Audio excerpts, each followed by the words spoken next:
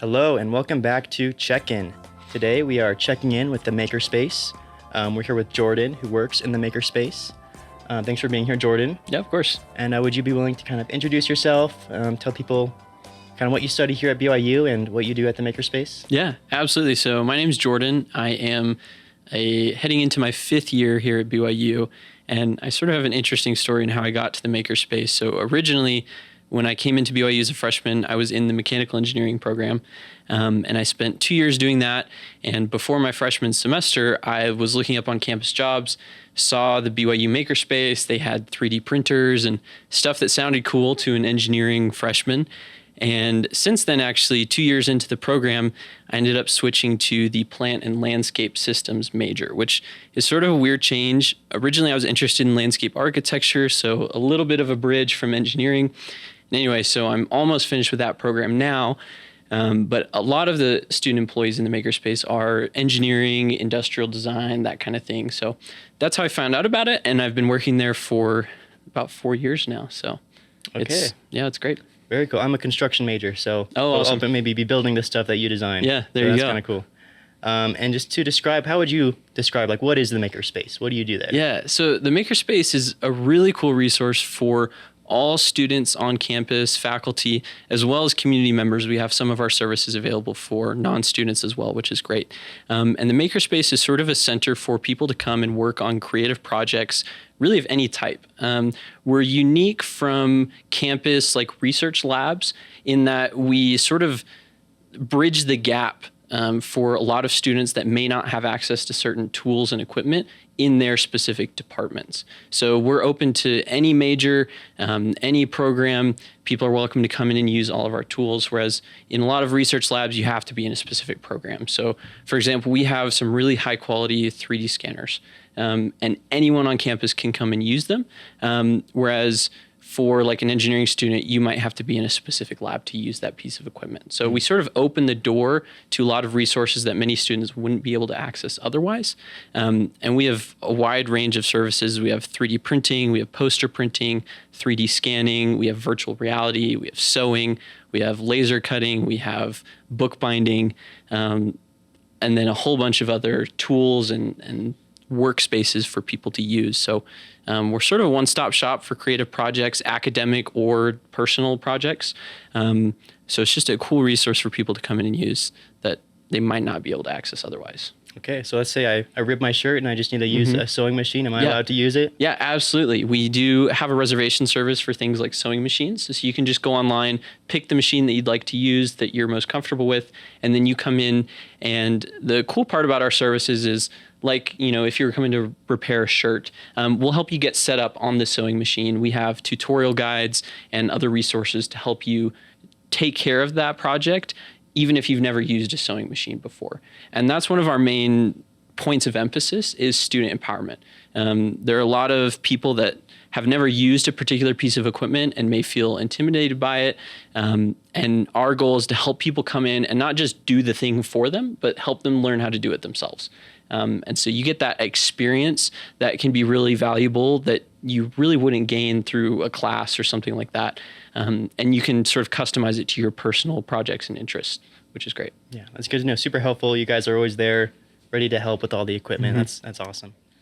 And then I also wanted to ask you, I heard that you guys are expanding the Makerspace, or at least what is considered the Makerspace here in the library. Do you want to kind of expand on that, what that means exactly, what's happening? Yeah, so I don't have too many details. It was a decision made beyond my pay grade, but essentially what is now known as the Makerspace, the name or the umbrella that Makerspace covers is going to be expanding to include the rest of the south side of the 4th floor of the library. So outside of what is now the Makerspace, there's also video, audio production studios, equipment checkout, software training services. All of that at some point this year, I believe, is going to be called the Makerspace. So the area where I work, which is the place with the glass walls that has all the 3D printers and things like that, we're going to be coming up with a new name for ourselves. So if anyone has any good suggestions, we've been trying to come up with some, but so the name will be expanding, but all the services and everything like that will stay the same. But if in the future you hear Makerspace, it might refer to more than just the things that I've talked about today. Yeah. Yeah. Okay, yeah, to find you guys, I always look for the big like 3D scanner like orb thing. So that's that's what we're that talking crazy about right now. ball made out of metal and cameras. It's one of our main visual attractions that people come by to talk about. But yeah, that's where you can find us. Perfect.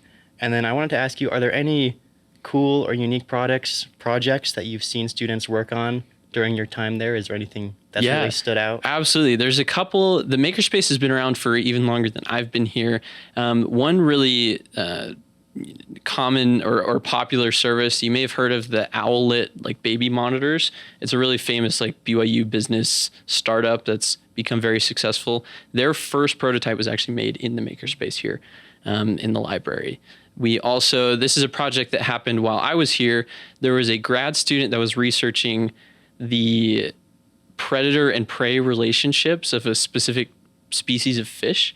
And they were wanting to know if a fish bred in captivity would still have an instinctual fear of its natural predator.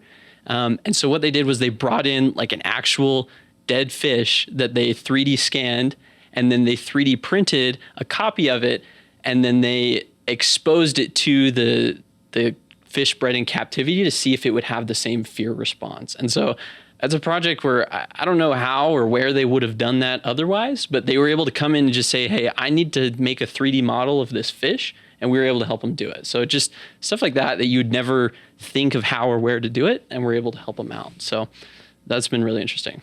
Do you know if it had the same fear response? I don't. That's one of our that's one of our big regrets with that project was we never were able to follow up with them and know the outcome of it. But it was really interesting to see them in there. Yeah, that's cool. What do you guys think is the most underutilized service that you offer? Is there anything that people need to use more? Yeah, that's a good question. It's maybe we have a decent amount of people come in to use our 3D scanning services, which I've mentioned a couple of times.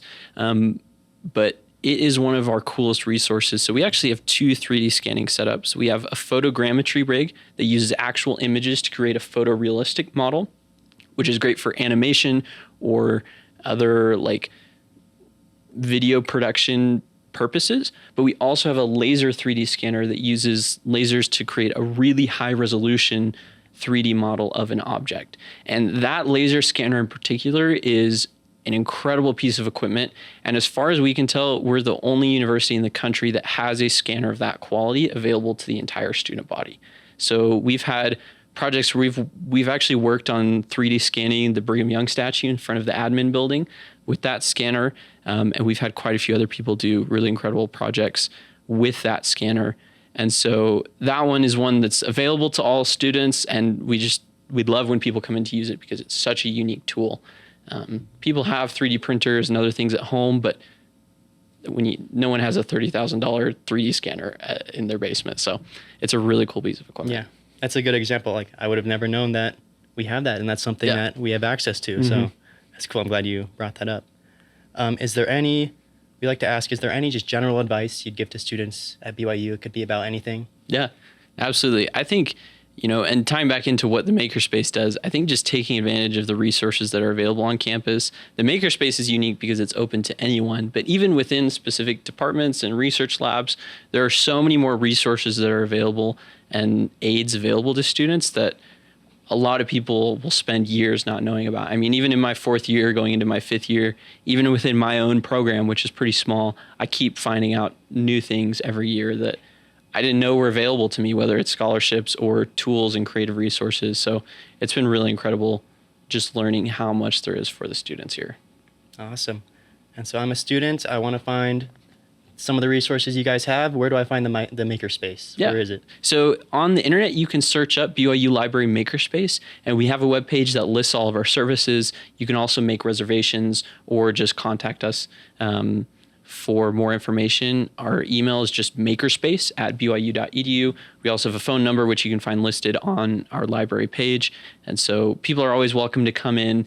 We also do a lot of just like consulting for people where they say, hey, I have this idea, I don't even know where to start, and we'll help them figure out where to go, whether that's in the Makerspace or somewhere else. So no matter where you come from or what you're interested in, we'll help you find the right resource.